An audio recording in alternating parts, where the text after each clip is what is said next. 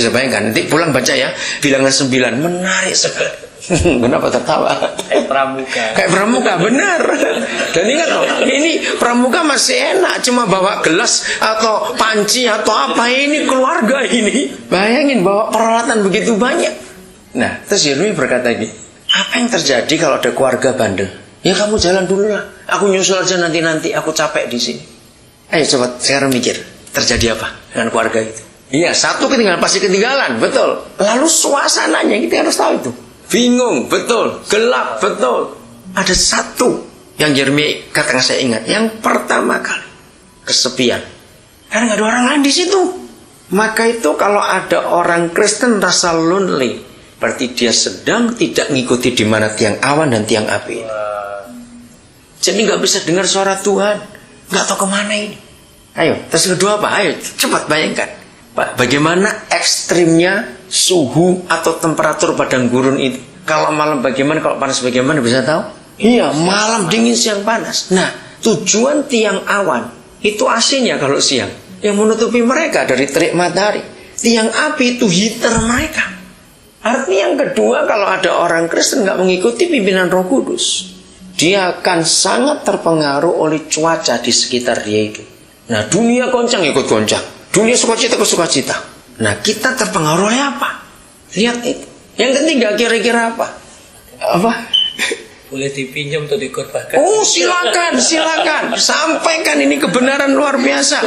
Nggak ada hak, nggak ada apa itu, bukan hak paten. Iya, nggak ada royalti, nggak ada copyright, betul. Tidak ada. Semua khotbah-khotbah saya bilang tidak ada copyright. Boleh, perbanyak sendiri boleh sana. Sore ini luar biasa kalau kita nggak mengikuti itu. Yang ketiga, mana hanya turun di mana ada hadirat Tuhan. Nggak akan ada makanan. Mereka akan kelaparan, akan kehausan, nggak ada air.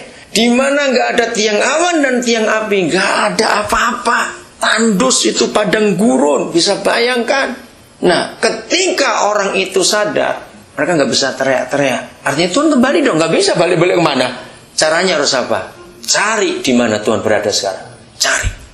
Maka itu ketika ada orang-orang Kristen mengalami kekeringan rohani, saudara, doanya jadi hambar.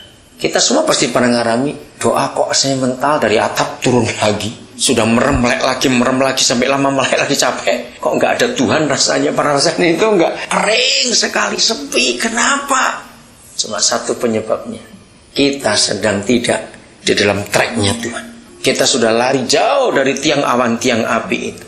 Hati-hati dengan itu. Hal seperti itu kita nggak bisa datang cuma ke gereja, nggak bisa. Kita harus mengalami jumpa pribadi lagi dengan Papa kita. Betul tidak? Hanya itu caranya. Kita jumpa lagi dengan dia. Baru kita akan pulihkan segar kembali. Karena di mana ada hadirat Papa, ada hadiratnya. Ada air di situ, ada mana di situ. Ada kehangatan kalau malam, ada kesejukan kalau siang. Dan ada sukacita karena kumpul dengan semua saudara kita yang tetap ikut dalam perjalanan itu. Maka itu kalau kita baca 1 Korintus 10, kenapa Paulus berkata bahwa perjalanan mereka di padang gurun itu adalah gambar perjalanan kita di perjanjian baru ini. Persis.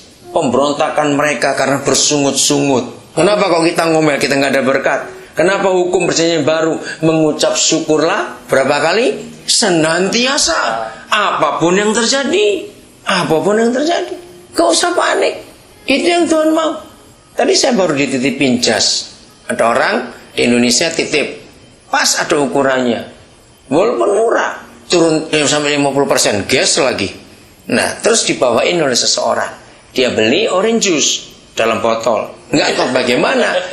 Tasnya jatuh, orange juice-nya pecah. Kena semua jas itu. Bayangkan. Tapi saya nggak mau terpengaruh. Saya tidak mau kehilangan damai sejahtera. Karena apa? Damai sejahtera itu dari Yesus Tuhan, nggak boleh digantikan oleh apapun juga. Saya tenang aja, nanti coba saya lihat barangnya di situ. Saya lihat nanti itu. Semua orang susah coba, celup airnya keringin selesai. Nggak ada pengaruh. Apa saja, di mana ada hadirat Bapa kita, semuanya yang kita harus mengucap syukur. Nggak boleh tidak. Untuk apa saja dalam kehidupan kita ini. Kalau nggak, kalau bisa gitu, kita akan penuh dengan damai sejahtera sungguh-sungguh. Tanggal 3 Oktober yang lalu, ada orang. Ya, dia sih keluar penjara sudah berapa waktu yang lalu. Tiba-tiba dia telepon saya pas mau lebaran itu. Kamu di mana? Dia bilang di terminal Cilincing. Oke, sekarang kamu mau kemana? Dia bilang saya mau pulang ke rumah, tapi mertua saya ngusir saya. Habis nggak ada percaya lagi, dia jahat sekali. Ya udah, sekarang kamu tinggal aja di rumah. Kami ada rumah di Jakarta di Tanjung Duren.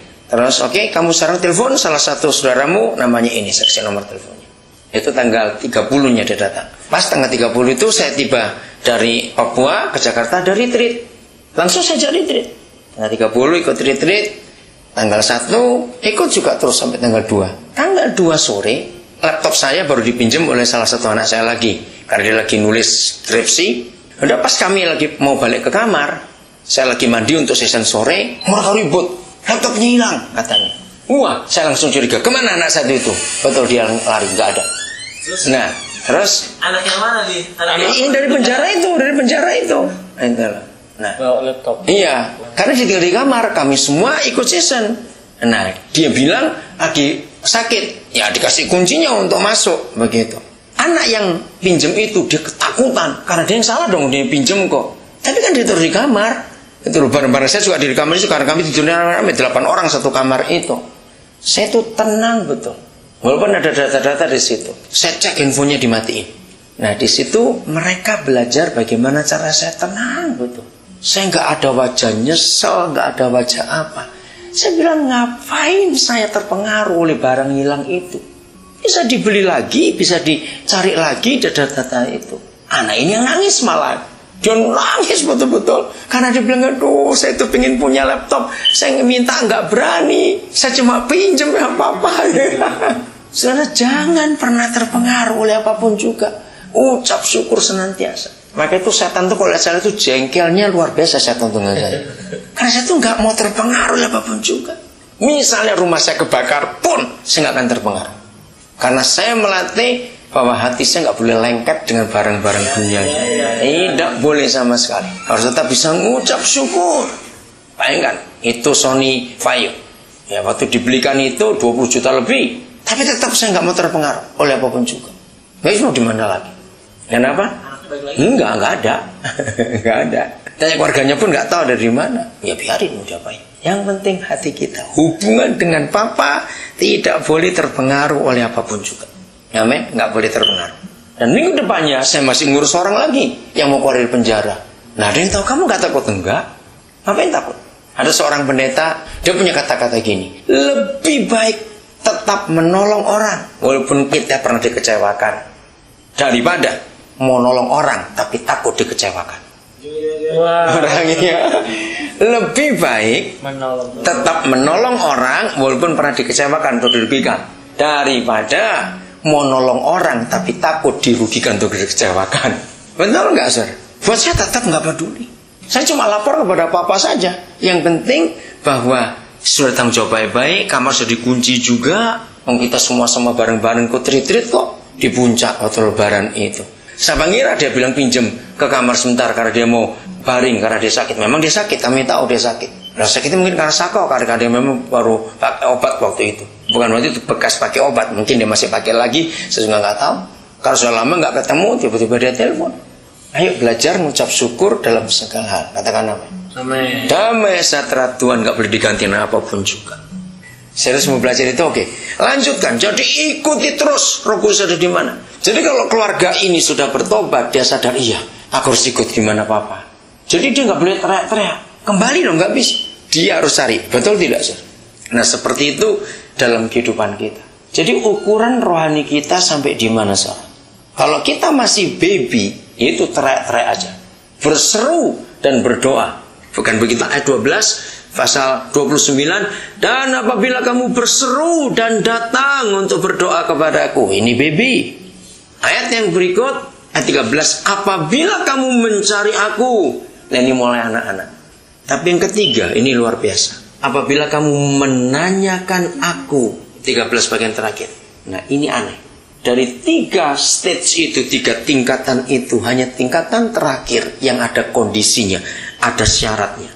Syaratnya apa? Apabila kamu menanyakan aku dengan segenap hati, sepenuh hati. Kenapa pakai syarat? Kenapa yang pertama, yang kedua tidak?